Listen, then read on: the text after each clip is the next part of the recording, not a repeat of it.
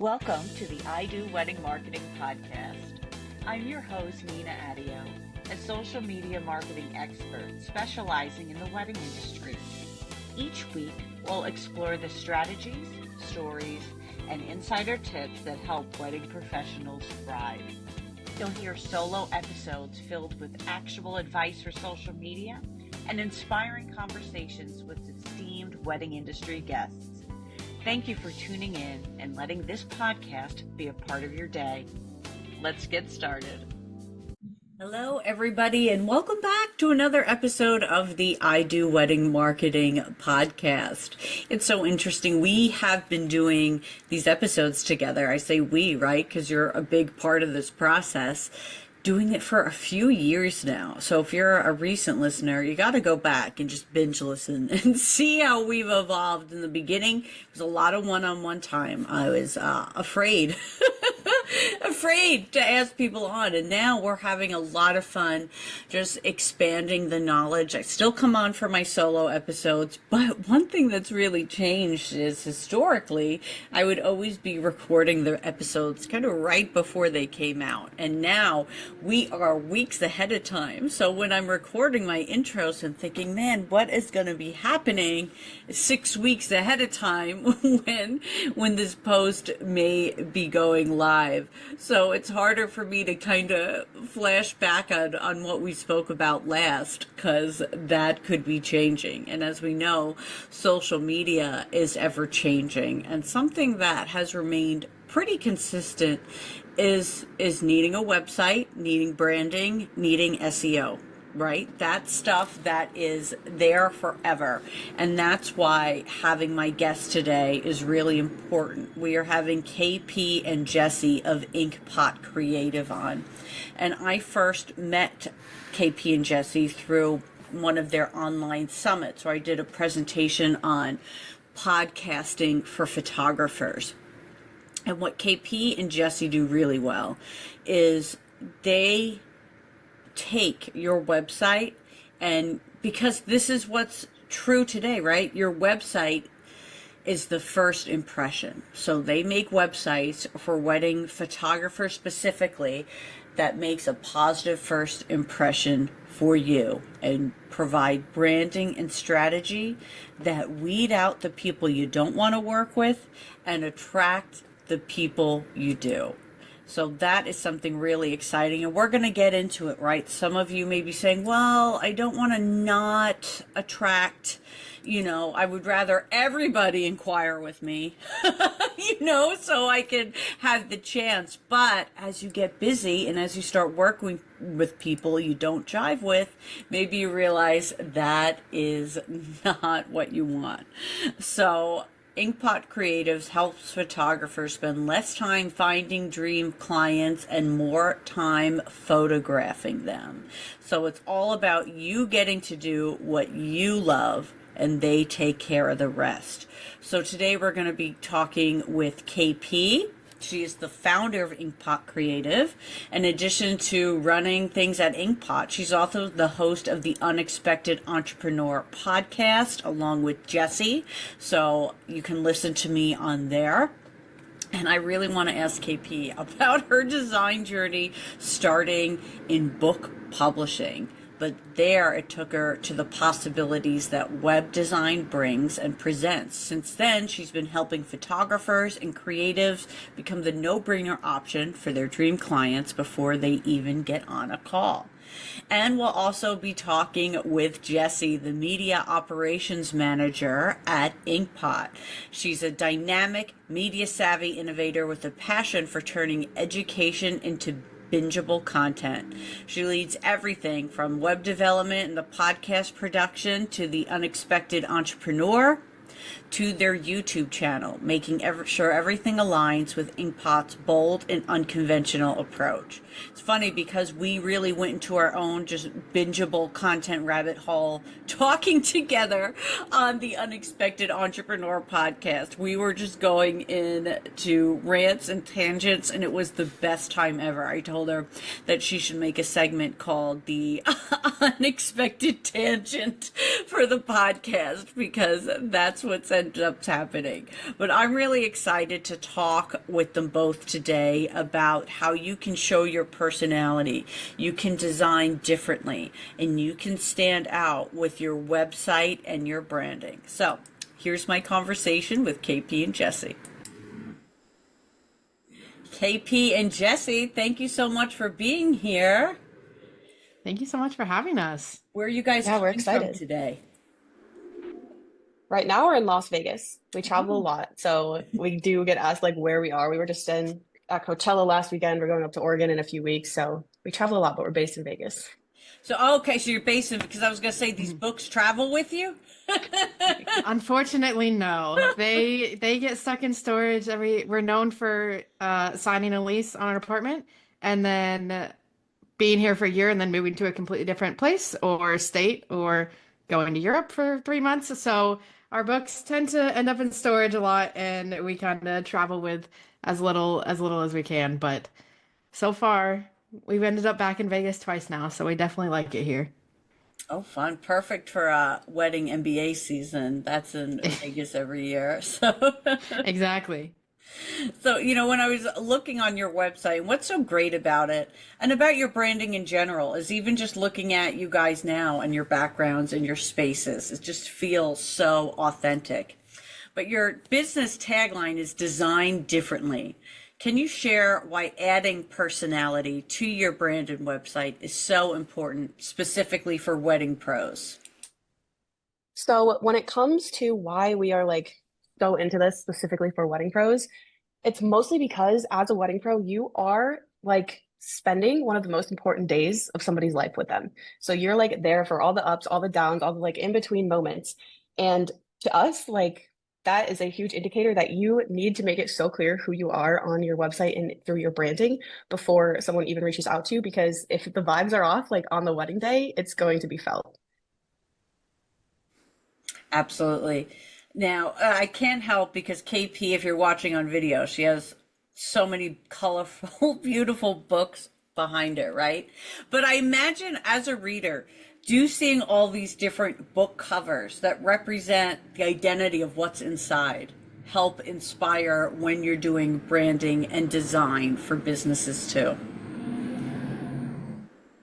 Yeah, I think it's one of our like favorite things to we love being able to pull inspiration from everything that's kind of around us and everything that we see, whether it's the books we read or the places that we travel or anything like that. But it is a little bit of that like everyone says like don't judge a book by a cover, but like in today's day and age, you kind of do judge a book by a cover and like what it looks like. And it's really cool to kind of see how trends happen in other industries and how that can relate to, web design and brand design. And I know like right now in the book industry, it's really starting to become popular to have the more like cartoonish type designs on book covers, especially when it comes to, romance books. That's like the new thing. So we've kind of gotten away from some of the more realistic ones and kind of moved into some of the more hand-drawn ones. And I think just seeing other industries and what's happening in them and how they're using color and movement and different shapes and all of these different things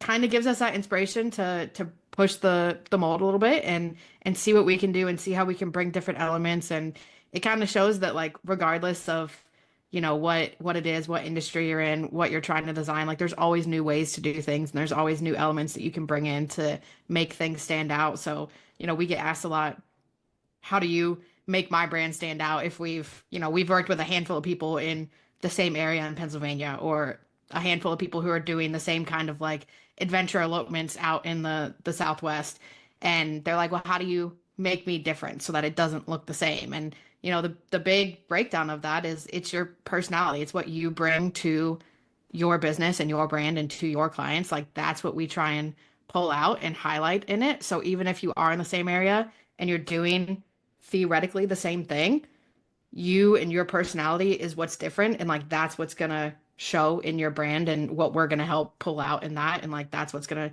make it different. But it's really cool to like see how all these different industries like pull in different elements and pull in different aspects and how the trends change over time to kind of see how we can incorporate that into our own design.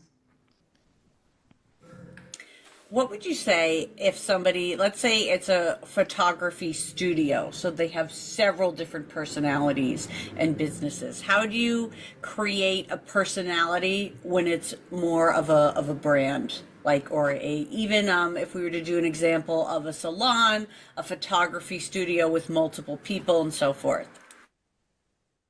I love this question because we've actually worked with a lot of duos in the last year, I would say, because we used to work with just a lot of solopreneurs, but lately it's been a lot of duos. And oddly enough, even like talking to two separate people on the same call, you can almost find like an overarching sort of like personality between them. And even when there are different things, you can add both of those things into the brand we've found, and it'll create like this really nice juxtaposition like within the branding.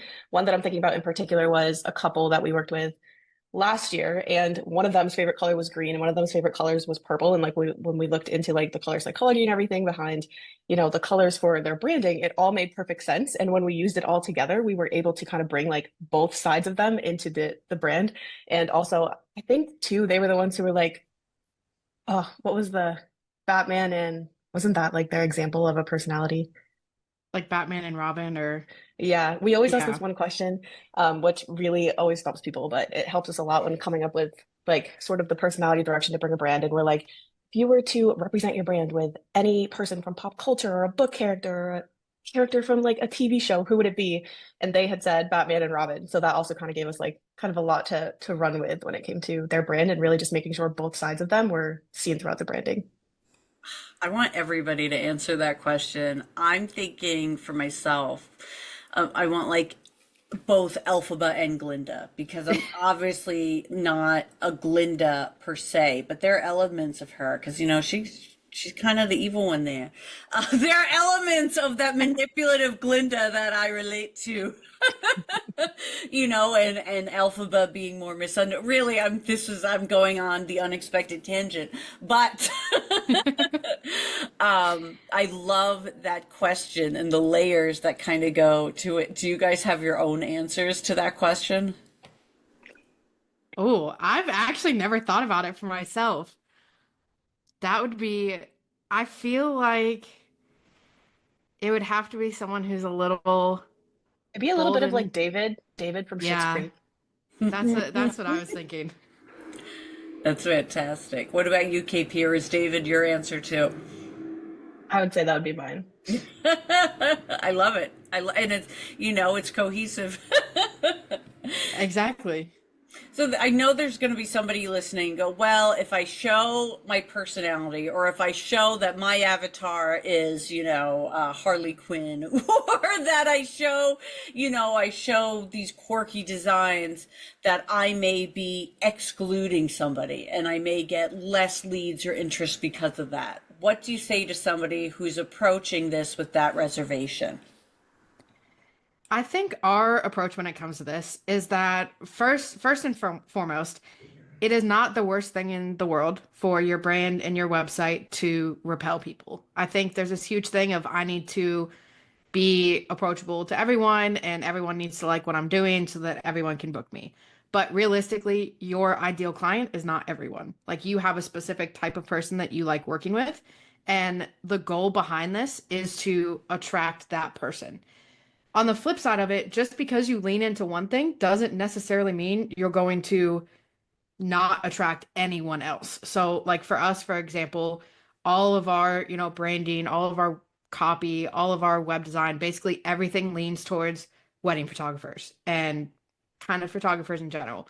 But that doesn't mean we don't attract other people. We've worked with art authors, we've worked with tattoo artists, we've, worked with journalists, we've worked with a lot of different other people, but we're able to get really specific in our branding when we talk to the specific type of dream clients that we like. So it's not the worst thing to repel some people because it's going to save you time with leads that aren't going to pan out.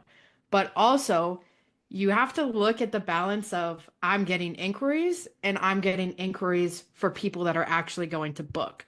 So you can get 100 inquiries, but if only 3 of them are your ideal clients, that's a lot of wasted time and that's a lot of wasted inquiries. If you're getting 10 inquiries and 8 of them are your ideal clients, that is a much better ratio and you are going to be able to give more of your time and attention to those people, and you're going to be able to connect with them more, and you're not going to feel like, we always hate the feeling of like, I'm getting all these inquiries and no one's booking, and now I just kind of like feel bad about myself because like, what's wrong? Like, why isn't anyone booking with me? But the answer is they're not the right client for you, and you're just having the wrong people find you. So we're very much into like, lean into your brand, lean into your personality, lean into who you are, because there is an audience for that. There's literally an audience for anything. We have a client who does like cosplay D&D weddings. There is an audience for everything. So don't feel like you have to like take your step back, or, kind of make it so that your personality isn't as vibrant or as full as you want it to be. Like, there's going to be an audience for everyone. So lean into that, and you're going to be able to attract those people. Yeah, if you're not on video, you didn't see me fist pump at the D&D weddings. Something you said in the beginning there, Jesse, was your website can repel people. And that is the best clickbait, like opening social media graphic you guys could do, having slide 1 being like, we make websites that repel people. And then slide 2, we repel, the wrong people from coming to book you.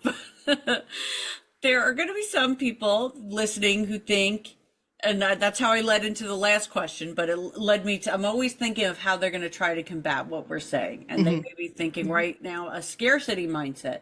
I don't have a lot of 2025 bookings. Who am I to want to exclude? You really did address that, was saying how you're looking to get more of the right people. But when you go into this branding work, what else can you say to help somebody realize it's gonna balance, right? You're gonna get that increase overall by doing this. When you try to please everybody, you're pleasing nobody. Yeah, I think that's kind of the key right there, is when you're trying to please everybody, you're pleasing nobody. And I think the flip side to it, that we've seen a lot of our clients have this kind of like light bulb moment, is once you're able to kind of really lean into who you are and like how you want to show up and how you want to represent yourself, you're able to show up better. So we've had clients who are like, now that I have this new brand and website, like I'm actually excited to go on social media and like market myself. And if you are feeling super drained in your business, if you're feeling like you aren't attracting the right kinds of people, or if you're just like, I'm wasting my time on so many calls, and like, this is just, I feel exhausted and I'm not excited to like be in my business anymore. Having this flip and having a brand and a website that like truly represents you and feels like, our best compliment that we can ever get from a client is when they come back after we do their website and are like, people that know me look at my website and are like, this is you in a website. Like, if your friends and families can look at it and be like, that is you, that means that we did our job. That means that you have a website that truly shows your personality. And it's going to be so much easier for you to show up, and you're going to feel more confident in it. There's not going to be any of that doubt in the back of your mind. There's not going to be that any hesitation to sell, and hesitation of like, I could book this client, but like, what if it turns out being really bad? And then you're just not excited. And I think that excitement part is an underrated thing, because clients can tell when you're not passionate about what you're doing and you're not excited about what you're doing, and that's going to make them less likely to book. So I want to make sure that whatever you're doing is kind of pushing the meter closer to that, like, this is lighting me up. I'm so excited. I can't wait to share this stuff. Like, I have so many things I can do now. I have so many ideas, and like, I just can't wait to jump into this. Like, that's a huge kind of differentiator between it. So even if you're worried about like, am I gonna book people, when you're at the point where you're like, I'm not ashamed to send people to my website because it doesn't look great, and I'm like, please just like talk to me on Instagram. When you don't have that, you're gonna be able to sell yourself way better, and in a way that doesn't feel like aggressively salesy. Like, it's gonna feel much more natural. Speaking of some who may be feeling the website shame, what are some of the biggest mistakes you see wedding professionals making when it comes to branding, personality, or their websites? The biggest one that I see all the time, and I know Jesse's going to be like, KP, you talk about this way too often, but it's when I go to somebody's Instagram and it looks one way. Like, let's say your Instagram is like boho and like just going like this one complete direction. I go to your website and it's like the complete opposite. And to me, like, it's almost like a jump scare. And like, if I feel that way, I don't want like couples or clients to be feeling that way when they visit your site. So I think one of the biggest things that you should make sure you do is show up the same way everywhere. And that like includes on like threads. If you have like a YouTube channel, if you are, posting on Instagram, if you have like emails that you're using for marketing in your blog posts, and then like also on your brand and your website. Like, I think it's so important to make sure that you are trying to be the same everywhere. And that includes like also your visuals, of course. So that to me is the biggest mistake I see all the time. Yeah, because it must be like a bait and switch, right? When you're sold on the Mhm. Instagram, go from there to the website. And I have to say, as a social media manager, the reason why what you guys do is so important is because I consider the website and branding where everything else is born.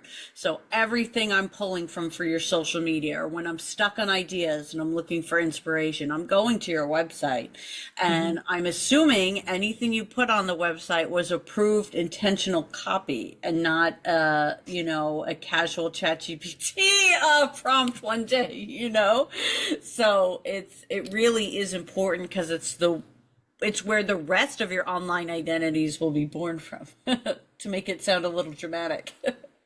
No, it's absolutely true. And you also have to think that like all of the marketing that you do, odds are it's pointing back to your website. So we are using our, social media and our email list or whatever it is to get people to go to our contact page on our website. Most people aren't going to book weddings in a DM. So if we have all of this great curated social media and like all of these amazing things and they go to the website and you're like, what is that? Like it almost creates the like, did I click on the right website? And we don't want that questioning. Like we want them to land on it and feel even more confident in who you are and create that kind of instant sense of trust before they even meet you. And I feel like part of that too is making sure that everything that you're creating online actually matches the person that you are in real life.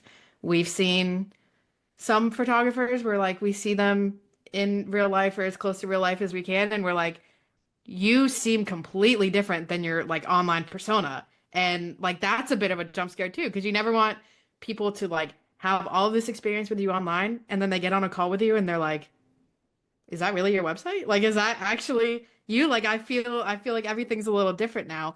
So making sure that, everything matches and then it's actually who you want to show up as a wedding vendor. Like, especially if you're one of the vendors that are going to be with the couple every single, like throughout the entire wedding day. And it's not just like, I'm going to drop off your flowers and then I'm good and I'm not going to interact with you that much. But like your wedding photographer who's there, like getting ready, like in the room while you're getting ready, you want to make sure there's not a jump scare between what you expect and like who they actually are.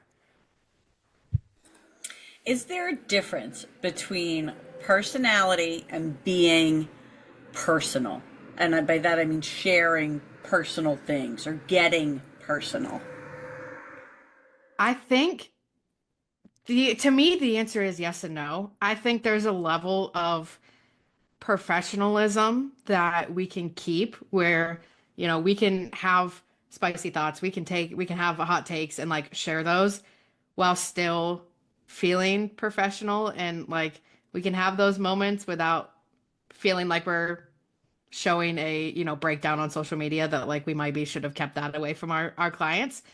But I also think especially today there's not there's some things that aren't able to be separated, and like a lot of the people that we work with are queer business owners, and like that specifically is a huge part of their business.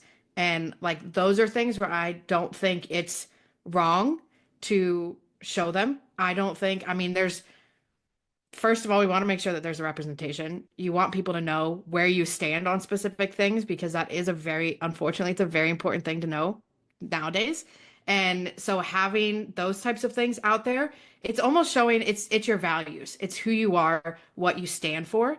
I think when we're working, especially one-on-one with smaller businesses, knowing their values is very, very important. So, I mean, you go on our website or even our social media, it is, queer led design studio. You go on our website, you very quickly know who we are and what we stand for. And if that's not you, if you don't agree with that, you're going to leave. And that's great because we don't want to work with you. Like, that's not the people that we want to support. So it kind of goes like both. Again, it's the repelling people that you don't want to work with, who aren't your ideal clients. When it comes to some of these very important values that we are standing on today, I think it's totally important, not just okay, but like important to show that off and be like, here's who I am, here's what I stand for, here's what you're gonna get, and like I am going to support you no matter who you are, no matter who you love, no matter what that looks like. Like, I'm gonna be here behind you. I think those aspects are super, super important.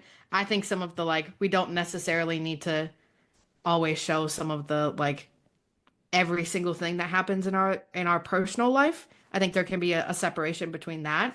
But some of the big brand values, some of the big values of you as a person, human rights, all of that stuff, I think it's important to show today and be very clear on where you stand on that. Yeah, I happen to agree, especially because I know on the surface level, right? I'll say, I don't believe in, let's say, politics on your business feed, but we are in the business of love. We are in the business of relationships, and I think it's important that people know that they want to be married by someone who's going to support them and surrounded by people who support them. So I do agree that that's important, because when something isn't represented, and it could be anything, when it's not represented on someone's page or social media, I consider it intentional, that it's not there for a reason.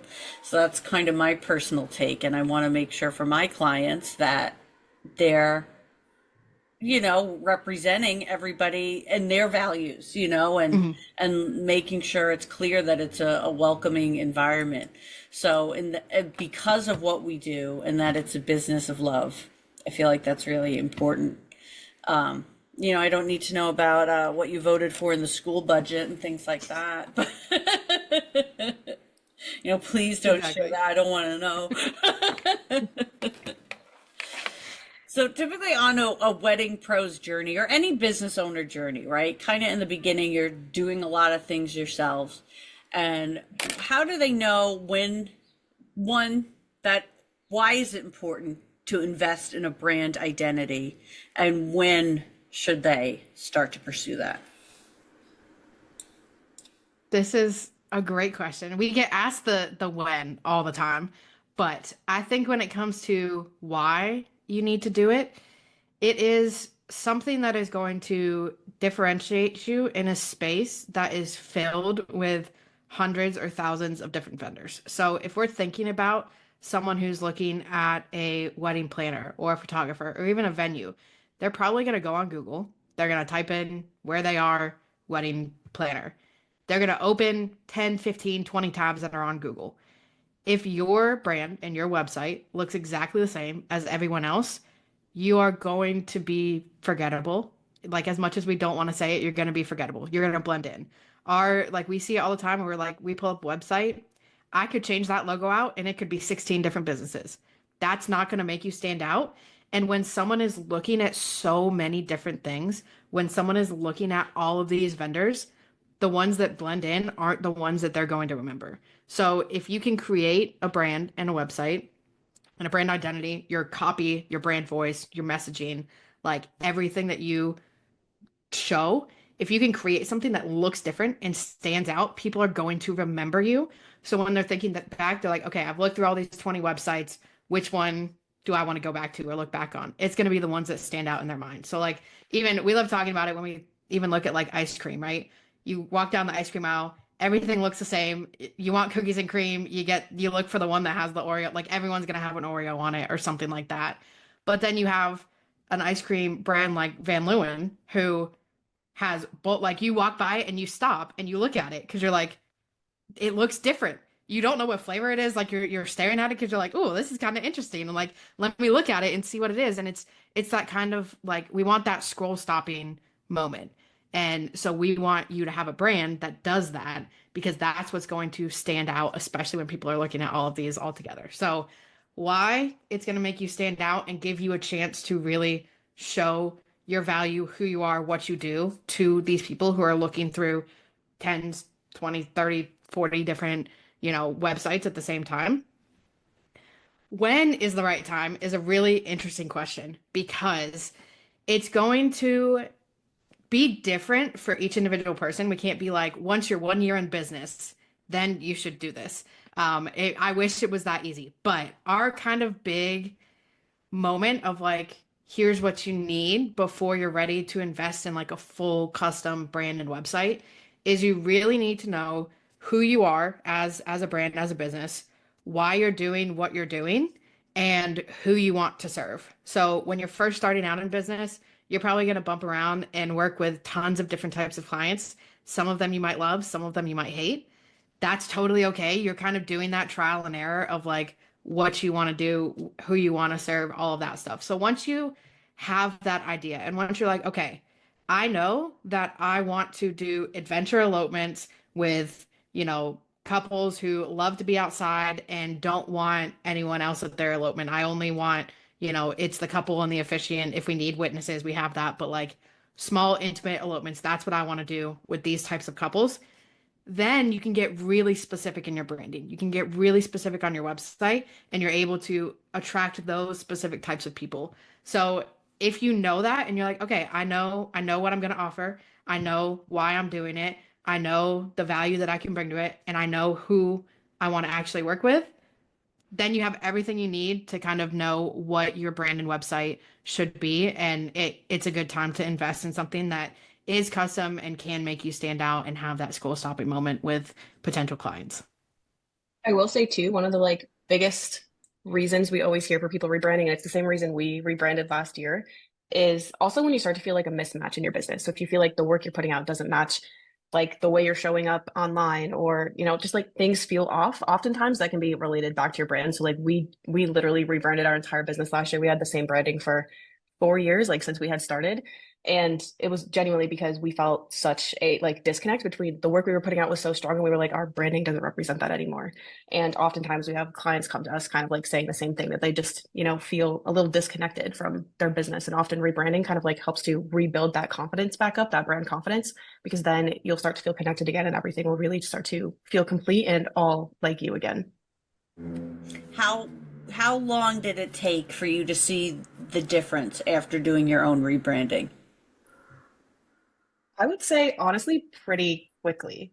I would say like we also kind of had like a little bit of like a launch plan where we would like tease our branding, which is something we kind of tell everyone in like our rebrand offer to do too. But I think we saw the difference pretty quickly. And honestly, last year was genuinely the year that I think we booked the most like perfect fit clients and like the type of clients that light us up the most. So we did see, yeah, I would say we did see it pretty quickly. It's exciting. That's fun. Now, how can a logo, right? A logo to some may seem really straightforward and simple. How can that be used to showcase personality? I think there's a couple of different things that can kind of play into it.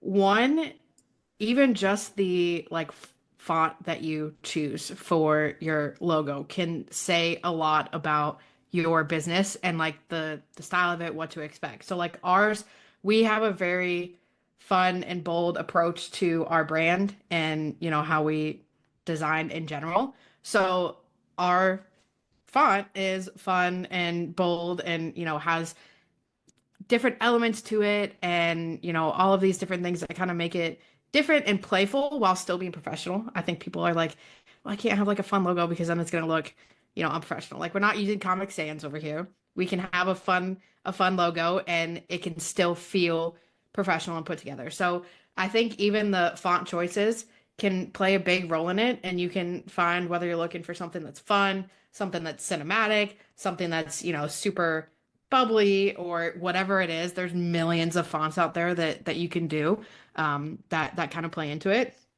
You can also look at different elements that are in your kind of logos and logo suites. So we always like to do different, we'll do a primary logo, we'll do a secondary logo, we'll do a badge, we'll do some sort of icon. So like even our icon is kind of like a smiley face with our, I and C. And there's little things like that where you can bring in something that's a little more fun, something that ties back to either your name, things that you value. We've had one of our clients, she had a very fun and playful, like the vibes were almost giving like Pink Pony Club, Chapel Roan, and has like cowboy hats and little like boots and all these little icons that play around with it, and it ties everything together and it creates a kind of overall brand vibe that people can, see and understand as being what they want or what they don't want. Again, we can repel people with it, but I think when we're looking at the logos, like even finding different elements, different fonts that feel like you, that feel like your brand, that feel connected and that show off the personality that you want to show off, is really great. You can also play with different colors. Like we have our logo, we do it in rainbow colors. Now I know everybody's colors aren't going to be rainbow, and that's totally fine. Like we get that question all the time, and they're like, "I want to be colorful, but like I don't want rainbow," and that's fair because not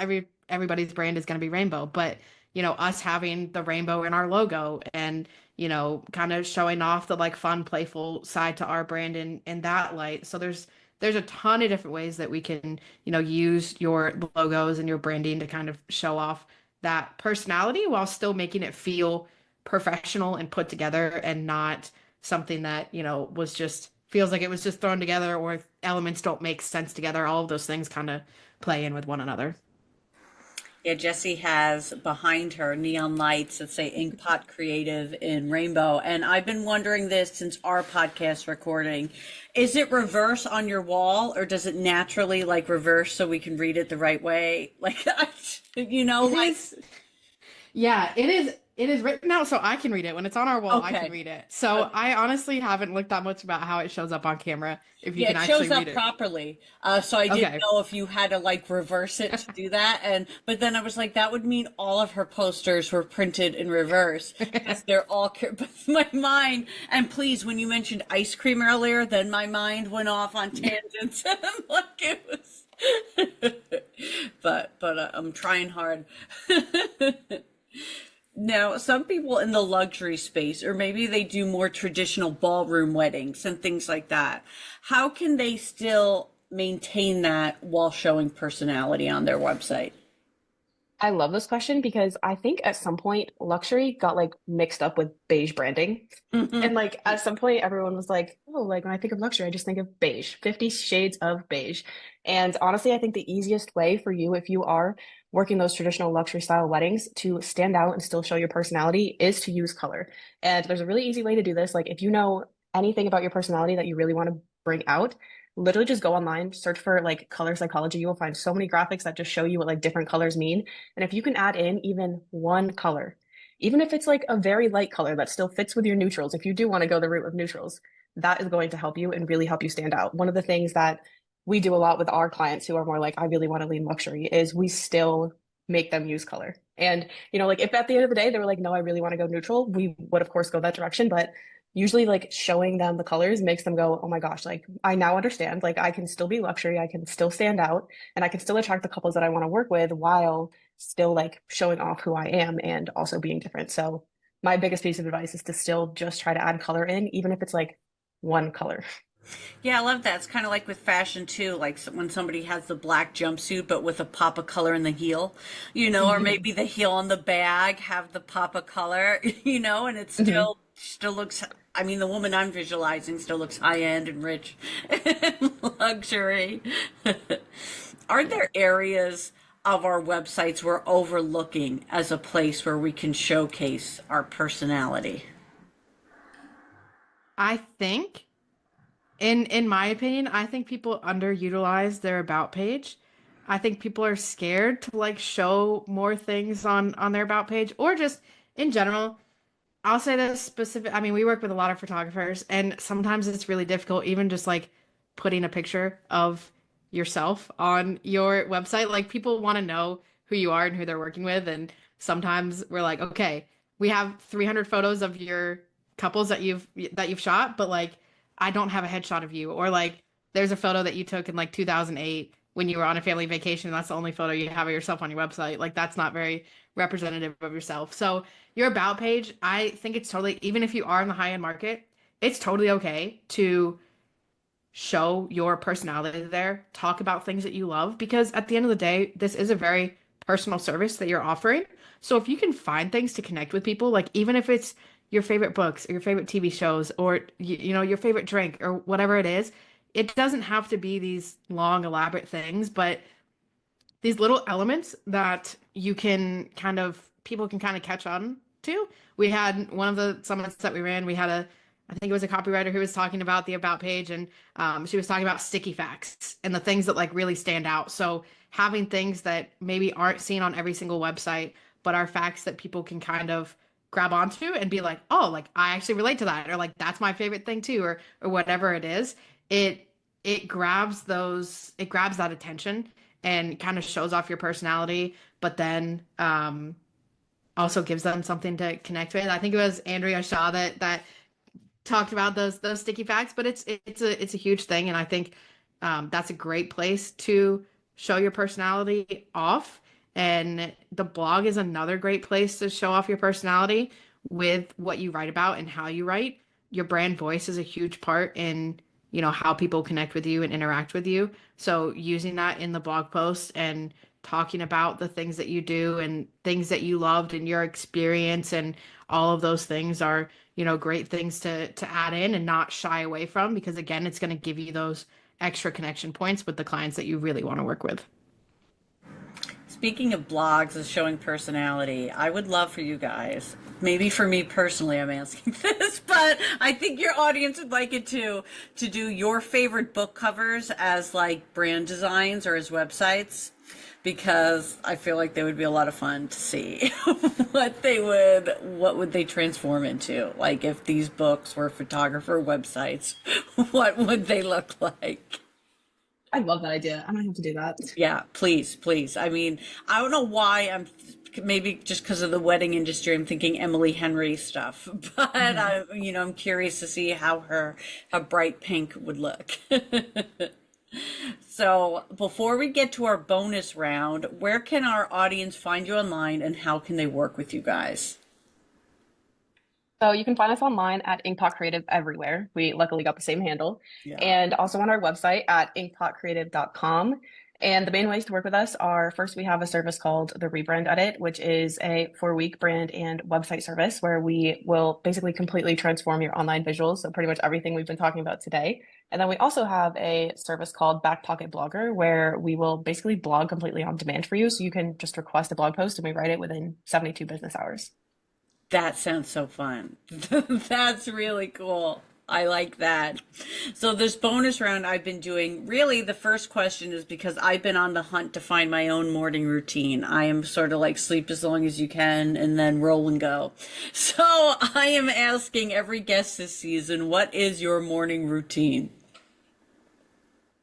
So KP is very much the sleep until the roll and go and roll out of bed and got the laptop. I very much was like that, but I'm really trying to like get myself on a schedule and like give myself more times to like do the things that I like. So I have started to get up probably around, I mean, my alarm is set for 7 a.m. Do I get out of bed at 7? No. But around that time, and since we got back into reading, I've kind of just given myself like 2 hours in the morning to just sit and read, which has been so much fun. And I like get through so many different things just doing that. So I'll wake up and like grab a coffee and like go sit on our balcony when it's not too hot here in Vegas and like read for like an hour and a half or 2 hours drink my coffee before I actually jump into working. And it's made a huge difference for me because I feel like most of the days I wasn't really doing anything for myself. And I was like, I'm literally like waking up, working, eating dinner, and then like going to sleep. And that's all I did all day. So this is my like, okay, I'm doing it. I'm excited. I tried working out in the morning and I love working out, but sometimes getting up and like motivating myself to get out of bed to exercise just wasn't happening. So like motivating myself to like roll over and grab my Kindle and read for 2 hours is way easier for me. And I still feel like I get my like personal time and like doing something for me before I do anything for clients. Yeah, I love that because, when I talk to people about it, it's like, of course I don't want to get up. All I do here in this apartment is work or clean. Why would I want to get up? So when you add the element of doing something for yourself as your first priority, it can kind of flip the narrative on that. The next question and final question is, how do you continue your own education, whether it's for your business or personally? In the past, I was a huge course buyer. You can ask Jessie. I would literally text her before we went to bed and I'd be like, oh, should I buy this course? And we'd wake up in the morning and I would have already bought it and wouldn't have even gotten an answer. So for me, I love learning like every aspect of running a business because I personally like to have all that background information even before I hire someone out so that I can kind of like speak their language when I work with them. And then this year too, a big thing that we've been doing is trying to get into more in-person conferences. So we actually went to our very first conference in Palm Springs about a month ago, and it was so much fun. So I could really see us kind of going to more of that route for getting education too, because it was really cool, like also hearing from like other designers and like people in other industries and just kind of finding ways that we can apply like what they're teaching to our own business. Oh, maybe I'll see you guys at a conference sometime. That would be so fun. But we have learned so much today. And really the biggest takeaway for me is that kind of rebranding sounds like a lot of fun. Like taking this on sounds like a lot of fun, especially if you just start with having you guys in the back pocket for blogging. I love that there's a great starting point to work with you guys. And I really appreciate you coming here on the I Do Wedding Marketing podcast. This was a lot of fun. Thanks so much for having us.